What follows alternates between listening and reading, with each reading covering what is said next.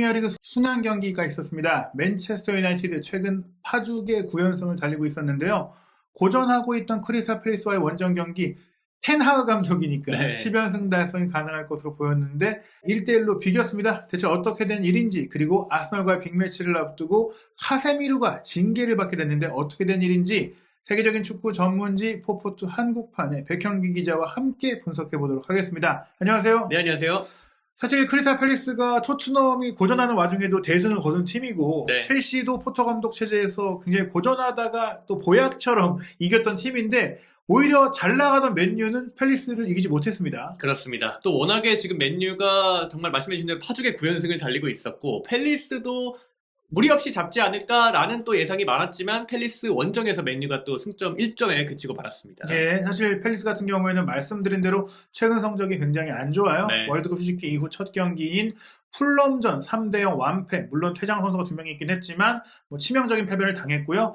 승격팀인 본머스를 상대로는 2대0으로 이겼지만 그 이후 토트넘전 4대0 패배, 그리고 FA컵에서도 사우스햄튼에 2대1로 졌고, 첼시도 최근 굉장히 분위기가 안 좋았는데 무승을 끊을 수가 있었거든요. 반면에 맨유는 그야말로 파죽지세, 월드컵 휴식기 이후의 전승이었잖아요. 네, 테나그 감독이 부임 이후에 처음 리그에서 2연패를 거두고 난 다음에 완전히 자신의 색채를 입혔다고 저는 생각이 들거든요. 월드컵 이후 그리고 직전까지도 굉장히 분위기가 좋았고, 리그와 컵 대회를 통틀어서 정말 9경기 무패가 아니라 9경기 연속 승리를 거뒀습니다. 예, 번리와의 경기, 이제 카라바오컵 2대0 승리를 시작으로 노팅엄전 3대0 승리까지만 하더라도 상대가 좀 약하니까 네. 그럴만하다 싶었는데, 로페테이 감독과 함께 경기력이 살아났던 울버햄튼과 원정에서 1대0으로 이겼고, 또 본머스전 3대0 승리까지 4경기 연속 무실점으로 또 대량 득점을 한 데다가 FA컵에서 에버튼을 상대로 압도적인 경기력으로 3대1로 이겼고, 또 카라바오컵 찰턴전 3대0 승리, 여기까지만 하더라도 사실은 상대팀들이 좀 하위권이었는데, 맨체스터 더비에서 2대1 역전승을 거두면서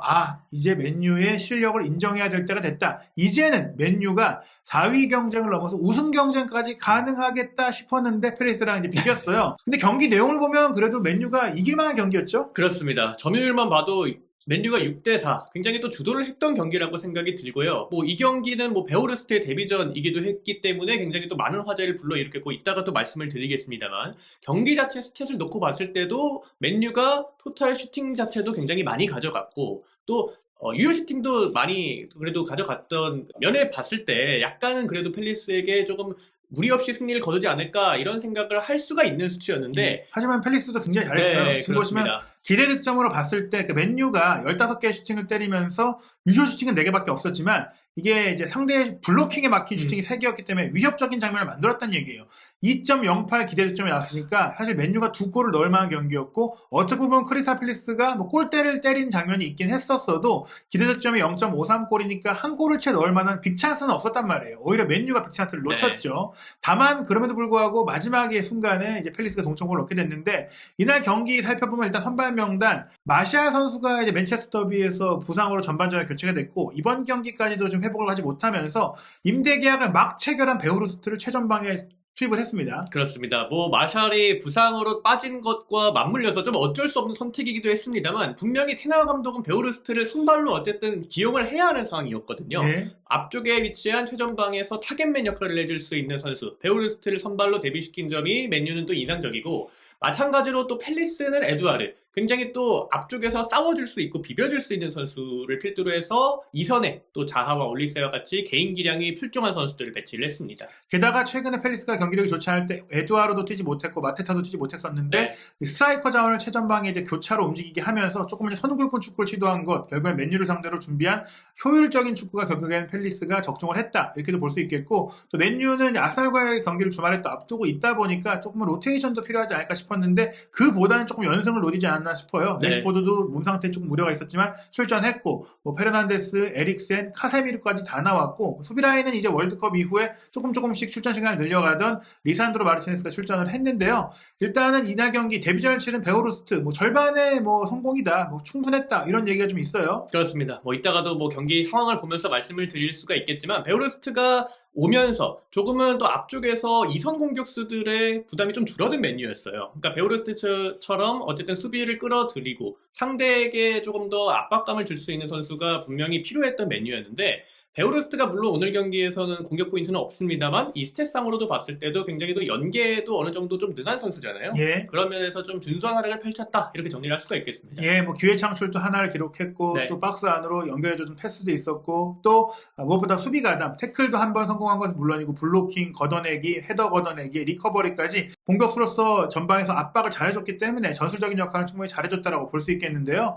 일단 전반 16분에 먼저 이제 맨유가 공격의 폼을 열었죠. 그렇습니다. 베오르스트가 왔기 때문에 좀 어느 정도 이 양쪽 풀백들이 조금 더 높게 전진하는 그런 현상이 좀 나타났다고 저는 생각이 들거든요. 예, 센터백도 그렇고 풀백도 그렇고 네. 베오르스트 그번으로 좀 몰리다 보니까 측면에 빈틈이 생긴 겁니다. 그렇죠. 완비사카와 또 루크쇼가 앞쪽으로 굉장히 많이 전진을 했던 맨유였고 또 초반부터 완비사카로부터 시작된 공격 그리고 루크쇼의 슈팅까지 연결을 해봤습니다. 풀백이 올리고 풀백이 마무리하는 장면이 나오면서 맨유가 굉장히 공격적으로 경기를 했고요. 특히 루크쇼 선수가 최근에 경기력이 굉장히 좋아요. 그렇죠. 루크쇼가 또 중앙 센터백도 보지만 기본적으로 왼쪽 풀백 자원이잖아요. 또 앞쪽에서 굉장히 높은 전진을 보여줬고 이쪽에서도 확실히 베오르스트를 겨냥하는 그런 수준 높은 크로스가 한 차례 나왔습니다. 예, 여기서 베오르스트의 헤더가 조금 이제 빗나가긴 했지만 계속해서 맨유가 공격기를 만들었고 전반 34분 같은 경우에 수비수인 리산드로 마르티네스가 과감하게 찔러준 패스 브루노 페르난데스에게 연결됐고 여기서 바로 슈팅까지 신속한 축구도 됐다는 얘기인데요. 하지만 펠리스 역시 역습 때 날카로운 모습 보였고 오히려 펠리스의 첫 번째 슈팅이 더 득점에 근접했어요. 그렇죠. 앞쪽에서 굉장히 또 개인 기량이 출중한 선수들, 뭐 올리세나 자아 같은 선수들이 굉장히 많지만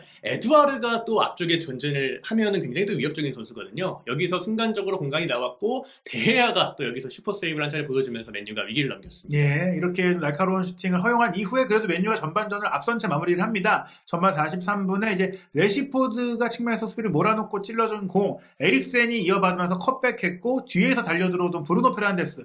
이 장면도 보시면 베오르스트가 문제에서 워낙에 키도 크고 힘이 좋고 위협적이니까 베오르스트 쪽으로 수비가 다 딸려 들어가면서 페르난데스가 약간 좀 프리하게 슈팅을 했죠. 그렇죠. 베오르스트가 지금 보시게 된다면 상대 수비 거의 2명을 끌어들이면서 자연스럽게 뒤쪽으로 침투하던 브루노 페르난데스에게 공간이 났거든요. 역시나 또 에릭센이 변칙적인 합스페이스 침투를 통해서 공간을 만들었고 그리고 브루노에게 또 마지막 연결까지 완벽했습니다. 이 과정을 보더라도 맨유가 개인 능력이 아니라 팀 플레이로서 골을 넣는다. 게다가 베오르스트가 입단한 지 거의 이틀밖에 되지 않았는데 이렇게 선수들과 동선 배분도 해주면서 역할을 한다는 것은 기본적으로 전술 이해력이 뛰어난 선수라는 걸 보여주고 있으니까 첫 술에 배부를 수 없잖아요. 사실은 네. 오늘 이 정도 경기 한 걸 보면 앞으로도 좀 더 기대가 된다고 볼 수 있겠는데 전반전을 앞선 채 마무리하다 보니까 후반전 맨유가 조금 더 가벼운 모습 보였고 특히 이번 경기는 올 시즌 전반기에는 거의 뭐 이적설까지 나올 정도 방출설까지 나올 정도로 폼이 떨어졌던 완비사카가 잘해줬어요. 그렇습니다. 시즌 초반에는 굉장히 부상으로 좀 고생을 많이 했던 완비사카였는데 부상에 회복되자마자 테나 감독이 적극적으로 기용을 하고 있어요. 특히나 최근 들어서 폼도 굉장히 많이 올라와 있는 상태거든요.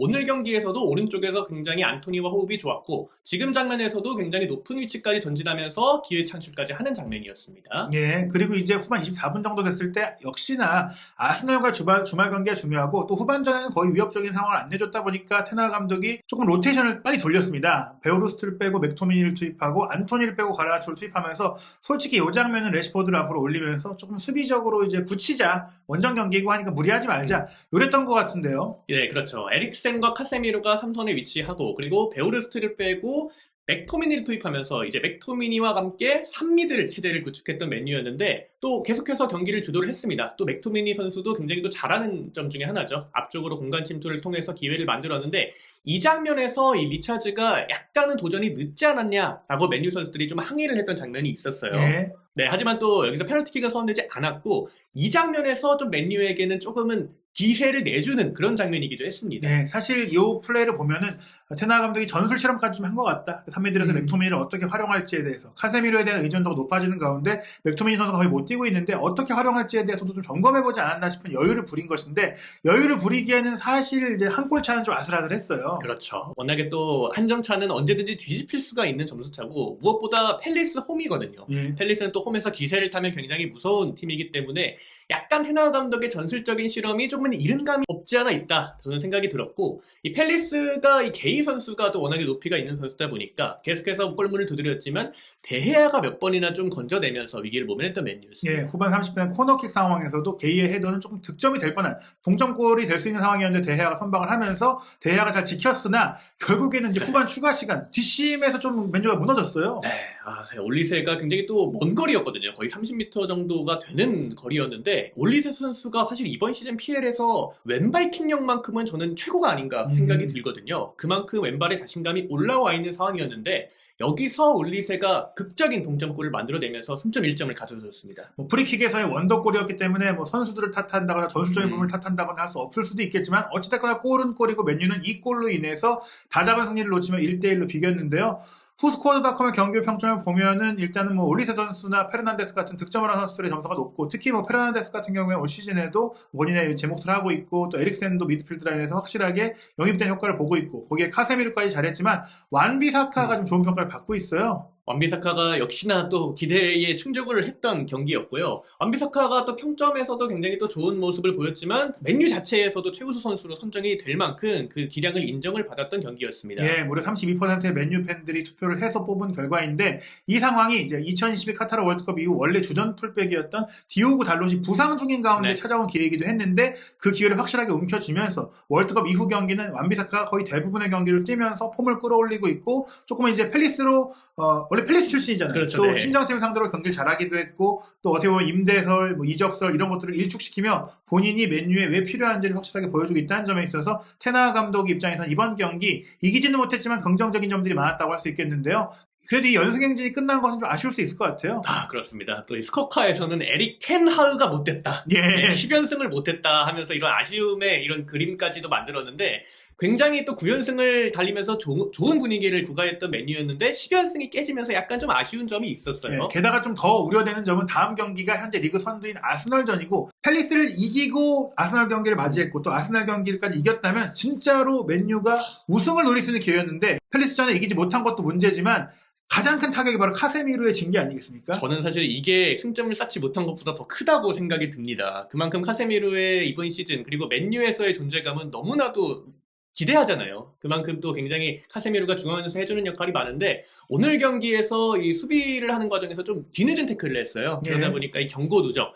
주말에 펼쳐지는 아스날전에 출전할 수 없게 된 카세미르입니다. 네, 사실 카세미르의 중원 영향력과 최근 활약과 이런 모든 면들이 맨유의 반전을 이끌고 어떻게 보면 테나 감독의 축구가 자리를 잡는 과정에서 고전할 때는 카세미르가 아직은 교체 출전하면서 감을 익히고 있는 와중이었잖아요. 그러다가 맨유가 연승하고 경기력이 안정된 게 카세미르가 확실하게 주전으로 뛰기 시작하면서부터인데 그 카세미르가 없이 거의 뭐 얼마 만에 경기를 하는지 모를 정도로 이제 오랜만이기 때문에 맨유는 이 아스날과 경기에 우려가 되는 상황이 됐습니다. 물론 이날 승점 1점을 얻으면서 아스날과의 승점차 현재 뭐 현실적인 추격 가능한 8점 차이거든요. 물론 아스날의 한 경기를 덜한 부분을 고려해야 되고 여전히 아스날이 유리하지만 이 맞대결에서 만약 맨유가 이제 이기지 못할 경우 특히 아스날이 이길 경우에는 실질적으로 맨유는 다시 우승 경쟁보다는 4위 경쟁에 집중해야 되는 상황입니다. 그렇습니다. 하지만 또 물론 목표를 높게 잡아야만 또 4위까지 그래도 안정적으로 저는 생각이 들어갈 수 있다고 생각이 들고요. 맨유 같은 경우에는 사실 이번 경기만큼 카세미르의 이탈 이런 점을 사실 애초부터 고민을 했을 거란 말이에요. 예. 하지만 얼마나 이것을 또 백업 자원들이 메워줄 수 있느냐 1군과 거의 1.5군 사이의 간극을 얼마나 메우느냐가 남은 시즌 맨유의 또 향방을 가를 변수라고 생각이 듭니다. 네, 만약 맨유가 팰리스를 이겼다면 당장 맨시티를 꺾고 2위까지도 올라갈 수 있는 상황이었기 때문에 뼈아픈데요. 향후 일정을 보면 맨유가 국내 대회 모든 우승을 노리고 있어요. 네. 아스널을 이길 경우에 우승 경쟁의 불씨도 다시 살아날 수 있고 또 노팅엄 포레스트와 카라바오컵 4강 1, 2차전도 있고 레딩과 FA컵 경기도 있기 때문에 지금까지 맨유의 기세를 보자면 최소한 우승컵 하나 들 거라는 얘기들이 있었는데요. 과연 이 카세미르의 결장이라는 그 최대 위기를 어떻게 아스널과 경기에 극복할지 테나 감독이 요즘 이제 뭐 가르디올라 감독이나 콘테 감독보다도 더 이제 좀 좋은 명장이다 이런 평가를 받고 있는데 현재 프리미어리그에서 최고의 감독으로 꼽히고 있고 가장 주가를 높이고 있는 아르테타와 테나의 대결은 어떻게 펼쳐질지 한준TV에서 그 결과와 분석 확인하시기 바랍니다.